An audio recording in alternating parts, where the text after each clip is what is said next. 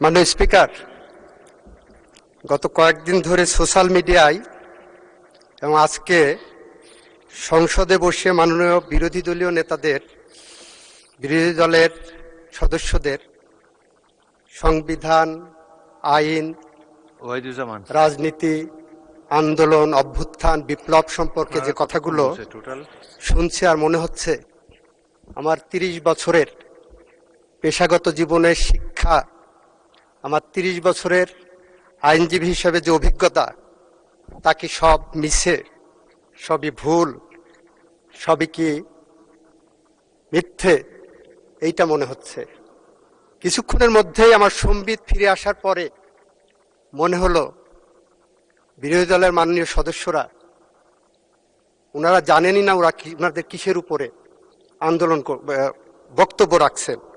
ওনাদের প্রথম বক্তব্য, ওনারা সংবিধান মানেন না, অথচ আজকের যে প্রশ্ন, 10 ধারার প্রশ্নের প্রথম কথাই বলা আছে, সংসদ সদস্য নির্বাচনের ফল ঘোষিত হওয়ার 30 পঞ্জিকা দিবসের মধ্যে যে পদ্ধতিতে জাতীয় সংসদের প্রথম অধিবেশন আহ্বান করা হয়েছে, সেই পদ্ধতি অনুসরণ করে ওই পদ্ধতিটা হলো সাংবিধানিক পদ্ধতি।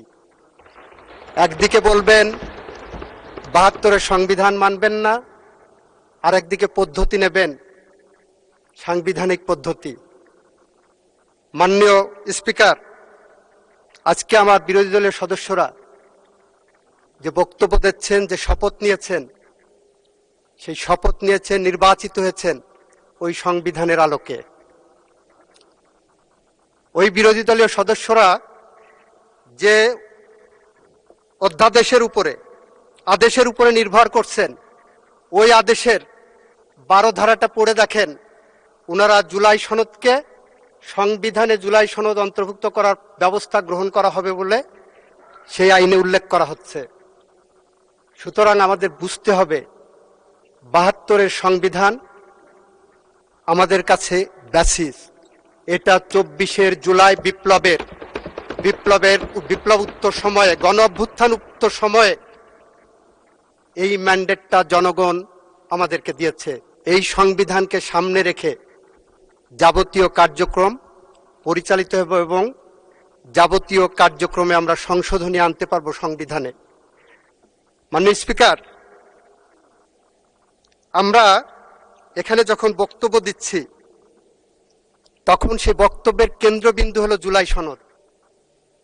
জুলাই সনদকে ইফেক্টিভ করার জন্য একটি জুলাই আদেশ জারি করা হয়েছে, একটি গণভোট অধ্যাদেশ জারি করা হয়েছে।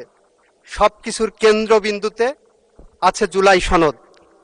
জুলাই সনদের 6টি প্যারাগ্রাফে দেওয়া আছে। 6টি প্যারাগ্রাফের মধ্যে প্যারাগ্রাফ 6-এর কটা যদি একটু দেখেন, সেই 6-এর কয়ের আন্ডারে অনুচ্ছেদ 1 থেকে 47 আছে। সেই 6-এর কয়ের প্রথম শর্তই হলো, মাননীয় স্পিকার, সংবিধান সংশোধন সাপেক্ষে সংস্কারের বিষয়সমূহ। আপনারা যে প্রশ্নগুলো গণভোটে দিয়েছেন, ইচ অ্যান্ড এভরি প্রশ্ন সংবিধান সংস্কার সাপেক্ষে।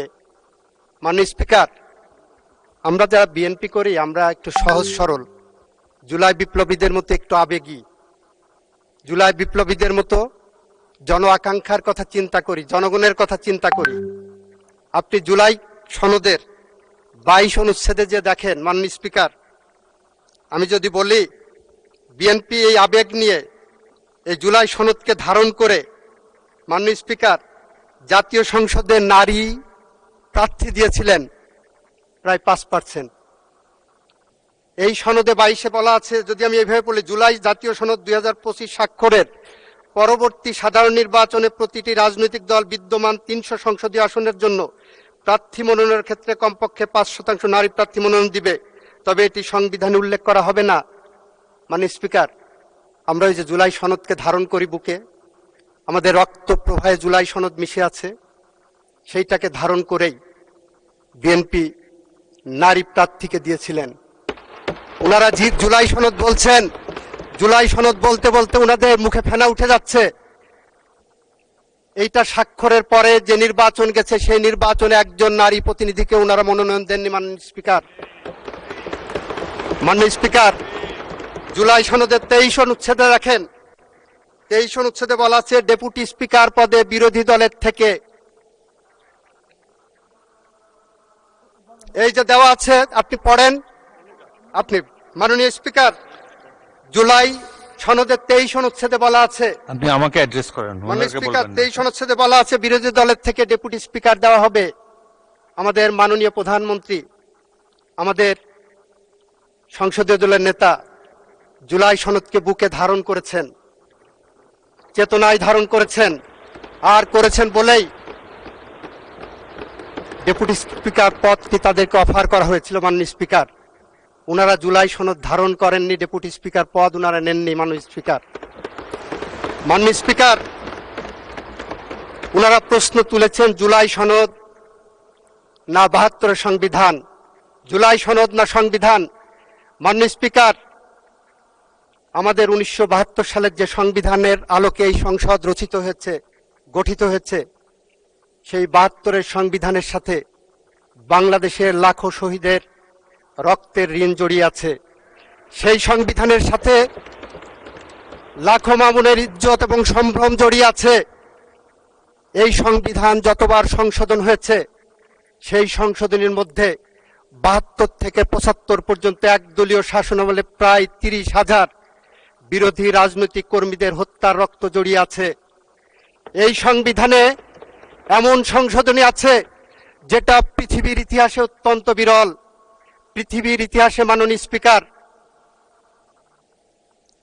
সামরিক শাসনের মধ্য দিয়ে বাংলাদেশের গণতন্ত্রের দ্বার উন্মোচন করে দেওয়া হয়, এটার একমাত্র উদাহরণ বাংলাদেশে শহীদ রাষ্ট্রপতি জিয়াউর রহমান করেছিলেন।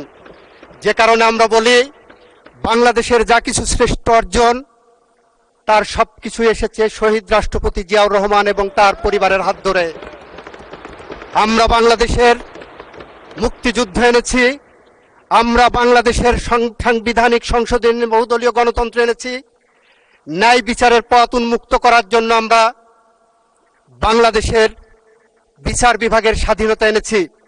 আমরা 82 থেকে 90 পর্যন্ত বেগম খালেদা জিয়ার নেতৃত্বে জাফর, জয়নাল, দীপালি সাহা, কাঞ্চন, রাউফুন, বসুনিয়া, শাহজাহান, সিরাজ, জেহাদ, নূর হোসেন, ডাক্তার শামসুল আলম খান মিলনের রক্তের বিনিময়ে আমরা 90 সালের যে গণ অভ্যুত্থান ঘটিয়েছিলাম, তার প্রেক্ষিতে মাননীয় স্পিকার, 91 সালে যে পার্লামেন্ট এসেছিল, সেই পার্লামেন্টে আমাদের মাননীয় প্রধানমন্ত্রী, আমাদের প্রয়াত নেত্রী বেগম খালেদা জিয়া বাংলাদেশের সংসদীয় গণতন্ত্র এনেছিলেন, যার কারণে আজকে ওনারা এক্সারসাইজটা করতে পারছেন। মাননীয় স্পিকার, মাননীয় স্পিকার, আমার বন্ধুরা আইনের কিছু ফেলাসাজ ব্যাখ্যা দিয়েছেন। ওনারা বলেছেন আদেশ আইন, আমিও বলছি আদেশ আইন। কোন আদেশ আইন সেটা ওনারা বুঝতে পারছেন না। মাননীয় স্পিকার, 1897 সালের একটা আইন আছে যেটার নাম general clauses act. General clauses অ্যাক্টের সেকশন 20 থেকে 24 পর্যন্ত আমার বন্ধুদের পড়তে বলবো। সেখানে বলা আছে অ্যাক্ট অফ পার্লামেন্টের আন্ডারে অথবা রেগুলেশনের আন্ডারে কোনো অথরিটিকে যদি কোনো অর্ডার পাস করার অথরিটি দেওয়া থাকে, তাহলে সেই অর্ডারটা আইনের উপর রূপ পাবে। মাননীয় স্পিকার, জুলাই আদেশটা দেখবেন এবং অধ্যাদেশটা দেখবেন। অধ্যাদেশের উপরে লেখা আছে আর্টিকেল 93 অব দি কনস্টিটিউশনের আন্ডারে এই অধ্যাদেশ জারি করা হয়েছে। আর অর্ডার যেটা ওনারা দেখাচ্ছেন, ওই অর্ডারের কোনো জায়গায় কোন আইনের ব্যাকিং এই অর্ডার পাস করা হয়েছে? Nothing like that. মাননীয় স্পিকার, মাননীয় স্পিকার, 190 বছরের ব্রিটিশ শাসনের বিরুদ্ধে রাজনৈতিক সমঝোতার ভিত্তিতে 1947 সালে ভারত পাকিস্তান স্বাধীন হয়েছিল, বিভক্ত হয়েছিল। সমঝোতার ভিত্তিতে ভারত রাষ্ট্র পরিচালনা করেছিলেন, 3 বছর পরে তারা সংবিধান পেয়েছিল। সমঝোতার ভিত্তিতে পাকিস্তান 9 বছর পরে সংবিধান রচনা করতে পেরেছিলেন। আমাদের 24-এর সমঝোতার দলিল হলো আমরা এই সংবিধানের পথ ধরে হেঁটে যাব, এই সংবিধান সংশোধন করব। কোন কোন জায়গায় সংশোধন করব সেটা আমরা জুলাই সনদের মধ্যে ধারণ করেছি। মাননীয় স্পিকার, মাননীয় স্পিকার, জুলাই সনদের মধ্যে যেভাবে সংবিধান সংশোধনের কথা বলা আছে সেটা একটু আপনাকে পড়ে শোনাই মাননীয় সদস্যদের জন্য। জুলাই সনদের 17 নম্বর অনুচ্ছেদে যদি যাই মাননীয় স্পিকার, সেখানে কি বলা আছে? 17 নম্বর অনুচ্ছেদে বলা হচ্ছে আইনসভা গঠন হবে। সেখানে নোট অফ ডিসেন্ট দেওয়া ছিল আমাদের বিএনপির পক্ষ থেকে। নোট অফ ডিসেন্টে বলা হচ্ছে অবশ্য কোনো রাজনৈতিক দল বা জোট তাদের নির্বাচন ইশতেহারে উল্লেখপূর্বক যদি জনগণের ম্যান্ডেট লাভ করে তাহলে তারা সেই মতে ব্যবস্থা গ্রহণ করবে। মাননীয় স্পিকার, আমাদের ম্যান্ডেট সুস্পষ্ট আছে। আমাদের নির্বাচন ইশতেহার অনুসারে আমরা জুলাই সনদকে একসাথে পড়ে আমরা এগিয়ে যাব, সংবিধানকে সামনে রেখে সংবিধান আমরা সংশোধন করতে বদ্ধপরিকর। মাননীয় স্পিকার, আমাদের এখানে অনেকেই বলেছেন গণ অভ্যুত্থান নয়, এটাকে বিপ্লব ডাকতে হবে। মাননীয় স্পিকার, জুলাই সনদের 38 নম্বর পেজের আপনাদেরকে দৃষ্টি আকর্ষণ করছি। আপনারা জুলাই সনদ বলতে বলতে মুখে ফেনা উঠে যাচ্ছে। এখানে 1 নম্বর প্যারাগ্রাফেই অঙ্গীকারনামার 1 নম্বর প্যারাগ্রাফে বলা হচ্ছে 2024 সালের জুলাই আগস্টের গণ অভ্যুত্থান। আপনারা ভালো করে দেখেননি কেন আমি হবস, লক্স, রুশোর কথা বলেছিলাম? মাননীয় স্পিকার, আইন হলো একটি সামাজিক চুক্তি। ষষ্ঠদশ এবং ষোড়শ শতাব্দীতে সুইস দার্শনিক রুশো, ব্রিটিশ দার্শনিক লক, হবস বলেছেন মানুষ কিভাবে শাসিত হবে, কিভাবে চলবে তারা নিজেরা সামাজিক চুক্তির মাধ্যমে নির্ধারিত করবেন। সেই সামাজিক চুক্তির ফরম্যাট হলো এই যে সংসদে বসেছি আমরা, এই যে আমাদের গঠনতন্ত্র সংবিধান, এইটাই আমাদের সেই সামাজিক চুক্তি। মাননীয় স্পিকার, আপনার দৃষ্টি আকর্ষণ করে বলছি 1972 সালে 1971 সালে 9 মাস রক্তক্ষয়ী সংঘর্ষ হয়েছিল। 72-এর যে সংবিধান, যুদ্ধোত্তর বাংলাদেশের সেই সংবিধান কিন্তু কোনো বাংলাদেশের পার্লামেন্টে রচিত হয়নি। বাংলাদেশের বিজয়ী জনগোষ্ঠী নির্ধারণ করেছিলেন যে 70-এর নির্বাচনে পাকিস্তানি সংবিধানের আন্ডারে যারা নির্বাচিত হয়েছিলেন তারা বসে একটি সংবিধান পরিষদ গঠন করবেন। সেই সংবিধানের আলোকেই সেইভাবে আমরা সংবিধান রচিত করেছি। আমাদের 24-এর গণ অভ্যুত্থানের এই বিষয়টাকে 24-এর জুলাই সনদটাকে আপনারা বড়জোর তুলনা করতে পারেন 90-এর গণ অভ্যুত্থানের 3 জোটের রূপরেখার সাথে। 3 জোটের রূপরেখায় ছিল এরশাদের পতনের পরে প্রধান বিচারপতি রিজাইন করে এসে উনি অস্থায়ী রাষ্ট্রপতি হবেন। 3 জোটের রূপরেখায় ছিল উনি প্রধান বিচারপতি পদে ফেরত যাবেন। 3 জোটের রূপরেখায় ছিল বাংলাদেশ পার্লামেন্টারি ফর্ম অফ গভর্নমেন্টে যাবে। ইয়েস, ইট ইজ বিএনপি যে তার রাজনৈতিক অঙ্গীকার রক্ষা করে 1991 সালের পার্লামেন্টের পরে জাতীয় সংসদে সংশোধনী এনেছেন। মাননীয় স্পিকার, আমরা আপনার সামনে বলতে চাচ্ছি, আপনার মাধ্যমে সংসদকে বলতে চাচ্ছি, আমরা যেমন জাফর, জয়নাল, জিপাল শাহ, কাঞ্চন, রাউফুন, বসুনিয়া রক্তের কাছে ঋণী, আমরা যেমন 72 থেকে 75 আসাদ, বাচ্চু, মাসুদ, হারুনের কাছে ঋণী, আমরা যখন 24-এর গণ অভ্যুত্থানের আবু সাইদ, মুগ্ধ, আনাস, ওয়াসিমের কাছে ঋণী, ঠিক একইভাবে আমরা এদেশের 30,000-এর মতো পঙ্গু জুলাই যোদ্ধাদের কাছে ঋণী। আমরা বিশ্বাস করি ফ্যাসিস্টদের বিদায়ের জন্য শুধুমাত্র গুটি কয়েক আমাদের মতো রাজনৈতিক কর্মী এখানে আসেনি। ফ্যাসিস্টদের বিদায়ের জন্য দীর্ঘ 17 বছর বাংলাদেশে বিএনপির উপর এবং আপনাদের উপর স্টিম রুলার চলেছে। আপনারা যদি নির্যাতিত মানুষের মুখচ্ছবি খুঁজেন, তাকিয়ে দেখেন আমার পার্লামেন্টের সংসদ নেতা বাংলাদেশের নির্যাতিত মানুষের প্রতিচ্ছবি। মাননীয় স্পিকার, আমার সময় শেষ হয়ে যাচ্ছে। আমি মন্ত্রী হিসাবে আপনার কাছে আরেকটু সময় বাড়িয়ে দেওয়ার জন্য অনুরোধ করছি, কারণ 15 মিনিট সময় দিয়েছেন আমাকে। আমি একটু সময় চাচ্ছি মাননীয় স্পিকার। আপনি 2 মিনিটের মধ্যে আপনার বক্তব্য শেষ করেন, কারণ বিরোধী দলকে একটু বেশি টাইম দিতে চাই আমি। অলরেডি আপনি 15 মিনিট শেষ হলে 1 ঘন্টা বলা হবে আপনার। আচ্ছা 3 মিনিট, আর 3 মিনিট বলেন, বিরোধী দলকে একটু 5 বেশি টাইম মিনিট দেন মাননীয় স্পিকার। বলতে বলতে তো 1 মিনিট, চাইতে চাইতে তো 1 মিনিট চলে গেছে মাননীয় স্পিকার। আচ্ছা ঠিক আছে, দেন 5 মিনিট। তাহলে বিরোধী দলকে মাত্র আমি 1 মিনিট সময় বেশি দিলাম। মাননীয় স্পিকার, আমাদের চেতনার উৎস শহীদ রাষ্ট্রপতি জিয়াউর রহমান, আমাদের প্রেরণার উৎস বেগম খালেদা জিয়া, আমাদের সাহসের বাতিঘর, আমাদের এই মহান সংসদের নেতা, আমাদের মাননীয় প্রধানমন্ত্রী তারেক রহমান। মাননীয় স্পিকার, আমরা প্রতিদিন যখন কাজে বের হই, রাজনৈতিক কাজ আর যে কোনো কাজে যাই, আমাদের মনে হয় আমাদের চেতনার সাথে, আমাদের সাহসের সাথে, আমাদের প্রেরণার সাথে এখনো বেগম খালেদা জিয়া জড়িয়ে আছেন। মাননীয় স্পিকার, আমরা বিশ্বাস করি, আমরা যারা বেগম খালেদা জিয়ার সাথে রাজনীতি করেছি এই বাংলাদেশে, আমরা বিশ্বাস করি বেগম খালেদা জিয়া 7 আসমানের কাছে পাশে দাঁড়িয়ে বলছেন, চলে যাওয়া মানে প্রস্থান নয়, বিচ্ছেদ নয়, চলে যাওয়া মানে নয় বন্ধন ছিন্ন করা আর্দ্র রজনী, চলে গেল আমার অধিক কিছু থেকে যাবে আমার না থাকা জুড়ে। মাননীয় স্পিকার, সত্যিই তাই। কবি রুদ্র মোহাম্মদ শহীদুল্লাহর মতো বেগম খালেদা জিয়ার এই প্রেরণা আমাদের প্রেরণার উৎস হয়ে আছে। আমরা তাই বলছি, আইনের ভুল ব্যাখ্যা নয়। মাননীয় স্পিকার, আমাদের এক বন্ধু প্রশ্ন করেছেন, যতক্ষণ পর্যন্ত এটা আল্ট্রা ভাইরাস ডিক্লেয়ার না হবে ততক্ষণ পর্যন্ত this is a valid law. মাননীয় স্পিকার, এই আদেশ কোনো লই না, এই অধ্যাদেশ it is a colourable exercise, colourable legislation, যেটাকে আইনের ভাষায় বলা হয় this is a fraud on the constitution.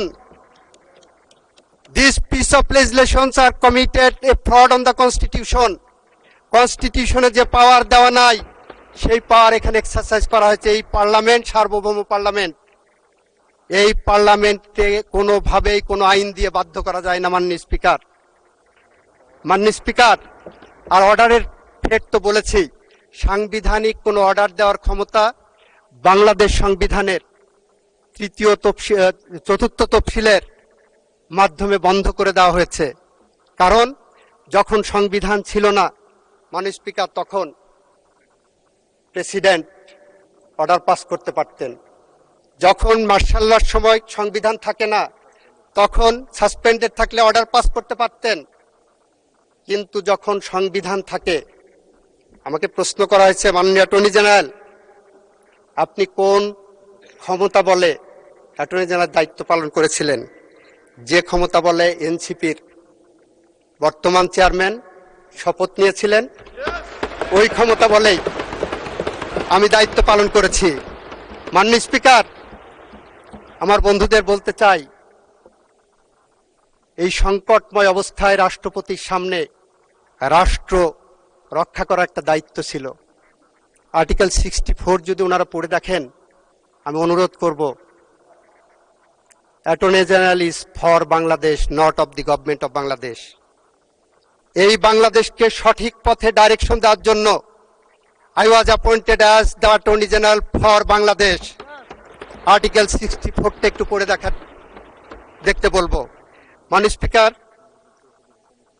আমি পরিশেষে বলবো, আমাদের মাননীয় স্বরাষ্ট্রমন্ত্রী একটি প্রস্তাব দিয়েছেন, বিরোধী দলের নেতাও কিন্তু ইনডিরেক্টলি প্রস্তাবটা গ্রহণ করেছেন।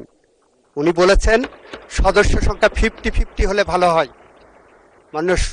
মাননীয় স্পিকার, বিচার মানেই তালগাছটা আমার। 219 জন সংসদ সদস্যের প্রতিনিধিরা পাবেন 50%, 77 জনের প্রতিনিধিরা পাবে 50%। এটা কোথায় আছে মাননীয় স্পিকার? পৃথিবীর কোন জায়গা আছে? এটা কি বৈষম্য না? এটা কোন আইনে আছে? সেই কারণে আমি বলবো, আমাদের মাননীয় স্বরাষ্ট্রমন্ত্রী যেটা প্রস্তাব করেছেন, একটি সংসদীয় কমিটি গঠন করার জন্য, বিশেষ কমিটি, সেই কমিটি সংবিধান সংশোধনের জন্য যে বিশেষ কমিটি গঠন করার প্রস্তাব করেছেন, মাননীয় বিরোধী দলীয় নেতাও যেটাকে অ্যাকসেপ্ট করেছেন, আপনি একটি কমিটি গঠন করে দেন, এই সংসদ একটি কমিটি গঠন করুক, সেখানে আমরা সবকিছু আলোচনা করে চুলচেলা বিশ্লেষণ করে জুলাই সনদের পথ ধরে আসেন আমরা এমন একটি সংশোধনী আনি যে সংশোধনী বাংলা